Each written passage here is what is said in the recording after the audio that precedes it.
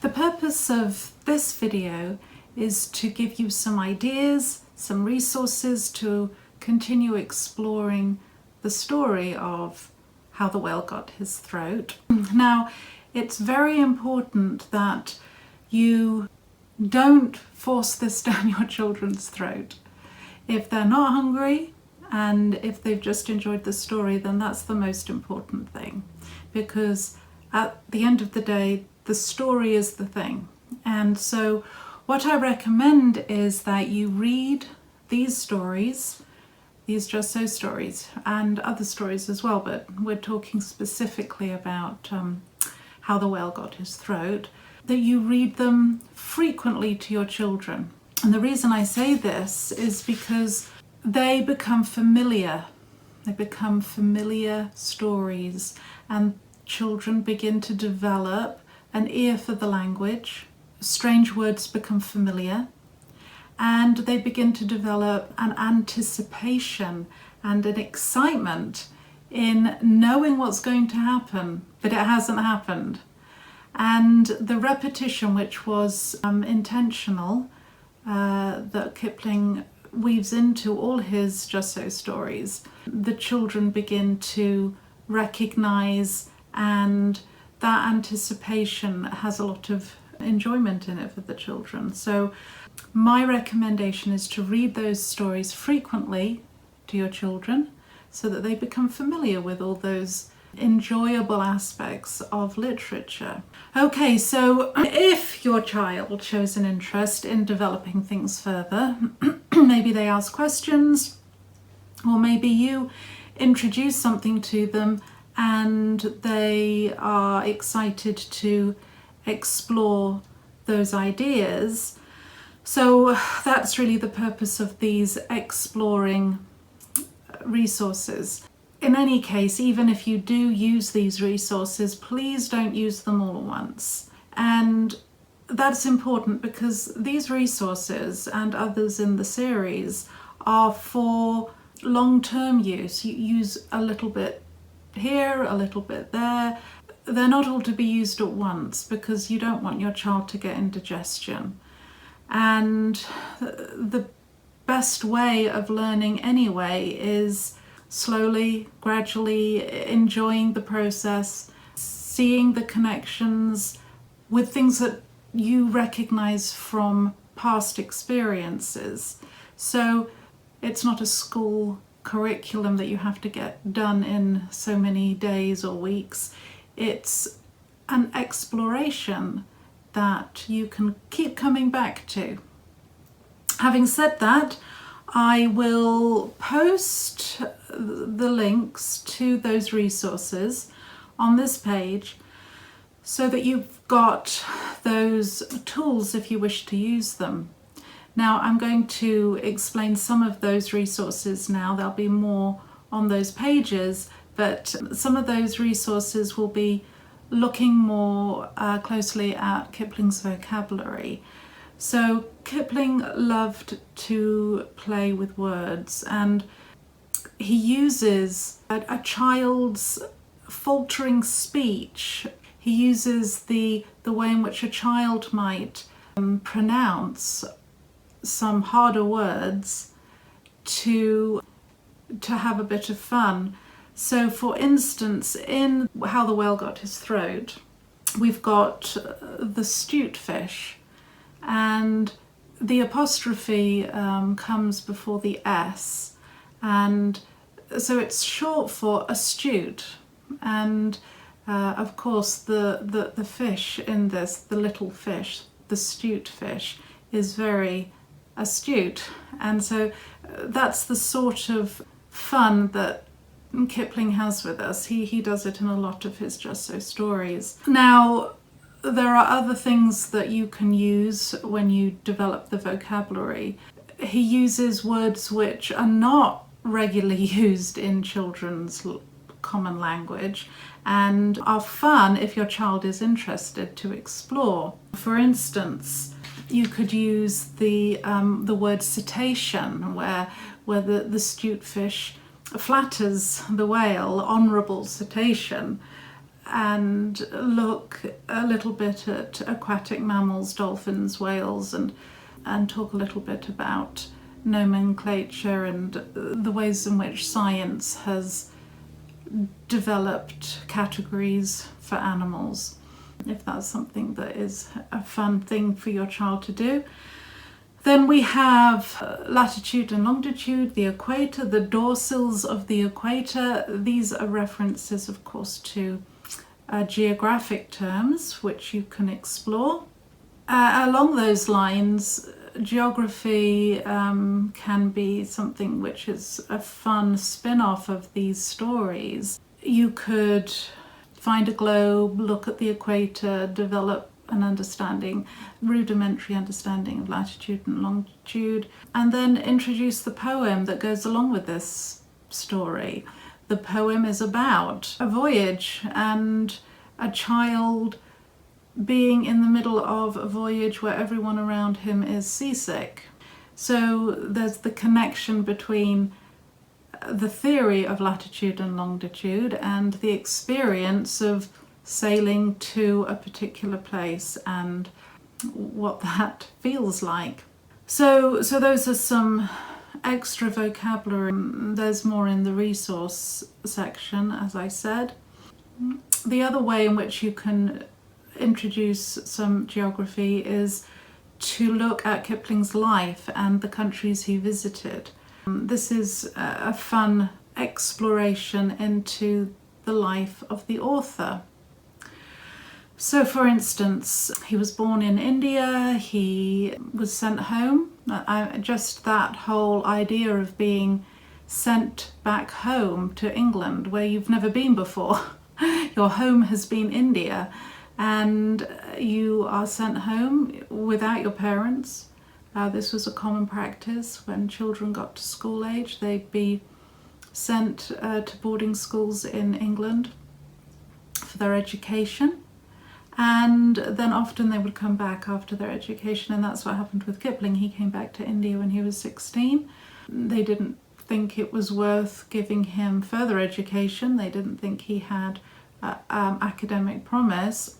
So he comes back to India and finds a job in India and lives there for several years again. And you can develop some conversations about how children lived back in those Victorian times and Edwardian times when children were sent home and had to try and navigate the emotional fallout of those types of experiences. How it made them resilient and stronger, but also sensitive. You see a lot of sensitivity in Kipling's work, and he had pretty difficult time at school. It was hard. It was painful. It was traumatic for him. So you have a deepening appreciation of him as a person and his experiences, and his sensitivity comes out in his stories. When you get to read the Jungle Book to your children, the two Jungle Books, I always cry. I always cry at the end. There's an awful lot of beauty and sensitivity that is inherent in his stories.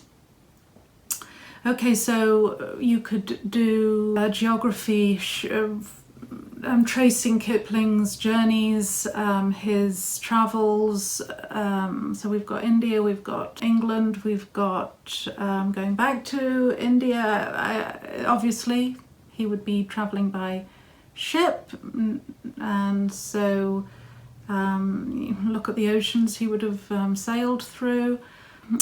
Investigate the Suez Canal and how that helped with those types of travels, cutting down the time, and there's lots you can enjoy looking into. Then you've got his time in the States, in Vermont and New Hampshire. These are areas of his life that people don't realize that he lived in the States, and even in the story how the whale got his throat, he references some of those places. When the whale comes up on the beach, he pretends to be a railway conductor, calling out the stops. And they're places in North America. So that's fun to connect him to, if you're American, your country. Now, geography is actually a skill which is something that takes time to develop in young children. Recognizing countries and bodies of water isn't an easy thing to do. Basically, you gradually, and please don't expect your child to be able to do this all at once, but you're gradually helping the child to become familiar with shapes. That's what you're doing. So to recognize the shapes of different countries and different bodies of water. So one of the easiest things to do in this regard is to make some salt dough with your child, and then have them mold that dough into the different shapes of the different countries that you're visiting. You know, a triangular shape for India, and so forth. And then as they become familiar with the different shapes of the countries that are important to them because they're related to something that they are interested in, the story of the biography of Rudyard Kipling, then you help them to begin recognizing those shapes on a globe, on a map, and then you help them to see how they relate to each other in terms of space. And so this is a gradual development, and you do a little bit here and then a little bit there, and then in a few weeks' time, you do it again, and gradually they begin to develop a recognition of what these bizarre shapes on a page actually represent. And if you can include real life stories about real life people, so much the better, because then it becomes not just a picture on a page, but a story on a page where they have a warm recollection of that shape. Oh, their favourite character in the Jungle Book, that's where they had that adventure. And so you can use this type of geography teaching for all the books you read. I remember when I was first starting out as a homeschooler, I would have a big map on the wall, and every book we read, we would put a little thumbtack into the place where that story happened and have a little marker on it. So Heidi in the Swiss Alps, Hans Brinker, the Netherlands. So those are the types of ways to make geography into something very relatable and very real. So you can do the same thing here with the Just So stories and Rudyard Kipling. One thing is that your children don't need to know everything. They just need to enjoy the process enough that as they grow older, they can do it for themselves because they want to. That was something that my dad taught me. He didn't realize he was teaching it to me because it wasn't sit down and I'm going to show this to you so that you learn how to love learning. It was an atmosphere, it was an environment, so that the joy of discovering things and the joy of things becoming more understandable, and the joy of learning about my environment, the people that I loved in books, in real life.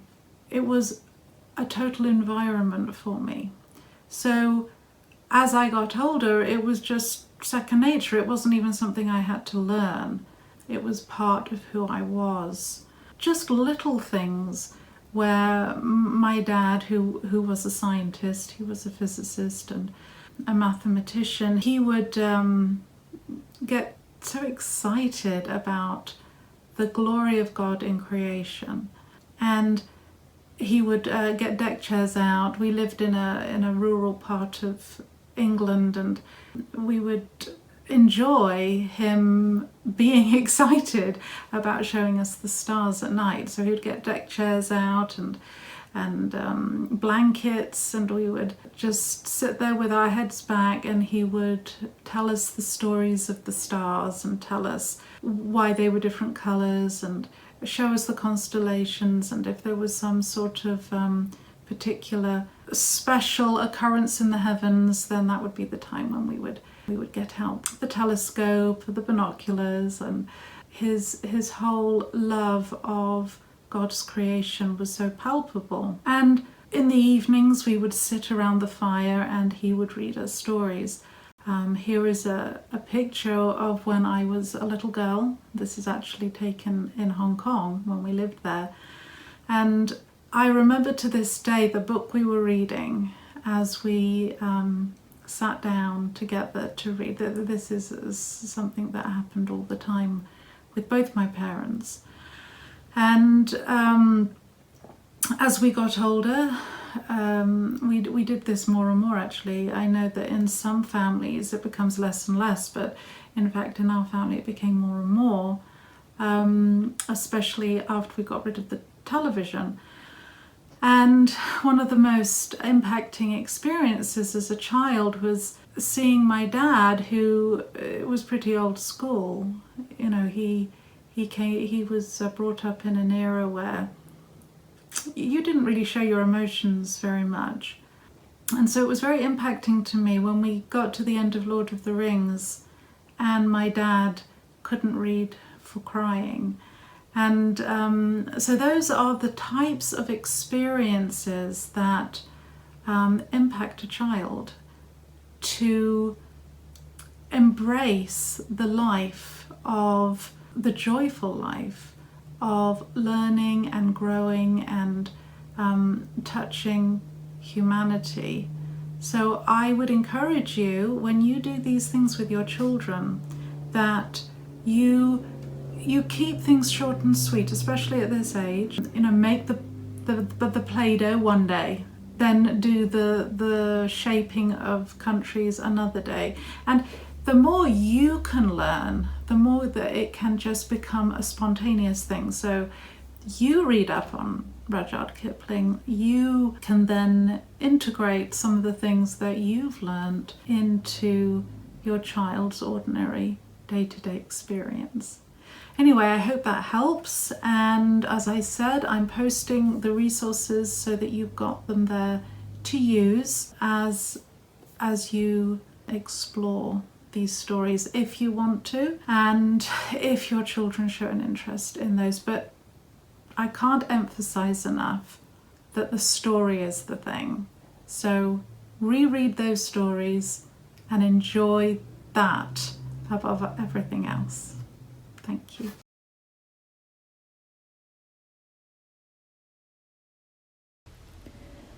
Rudyard Kipling also illustrated his stories, and here is the first drawing for how the whale got his throat. This is what Rudyard Kipling says about the drawing. This is the picture of the whale swallowing the mariner with his infinite resource and sagacity, and the raft and the jackknife and his suspenders, which you must not forget.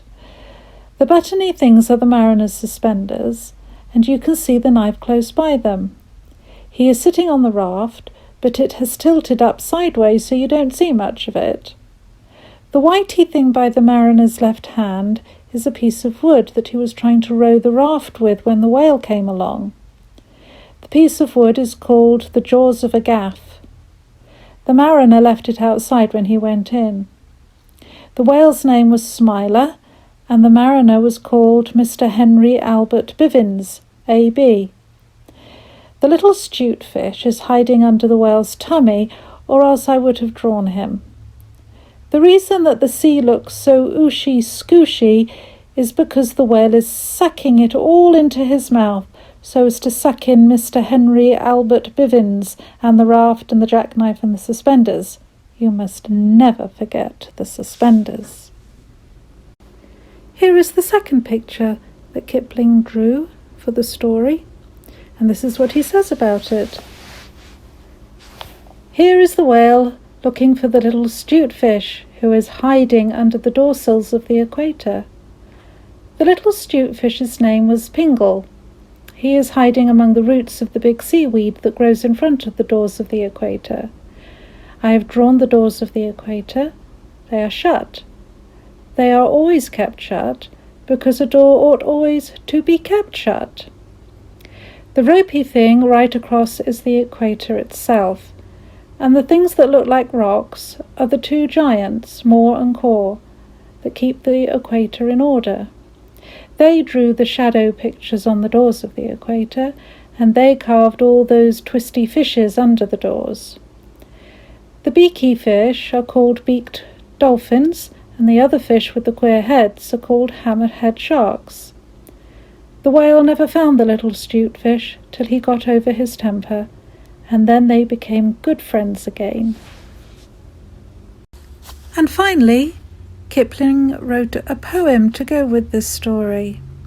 Now, the poem isn't exactly about the whale getting his throat, but it is about what it's like to be in a ship on the ocean with everyone around you that normally looks after you being very, very seasick.